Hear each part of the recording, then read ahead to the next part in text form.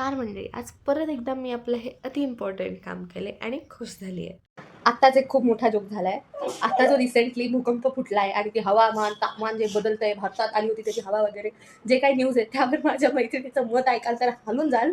कारण तिला असं वाटतं की त्या भूकंपामध्ये जो नाही 12 वर्षांनी जो भूकंप फुटलाय त्याच्यामध्ये जे platelets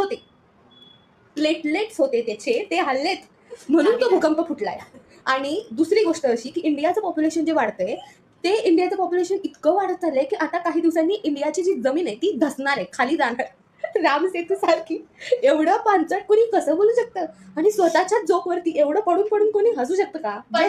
just look at this.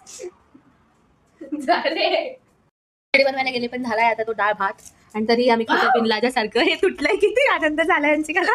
Use and खायचा चमचा, यूज अँड ईट चमचा. एन्जॉय. खिचडी एवढी भारी झाली होती म्हणून भेळ खाऊन दिवस संपवला.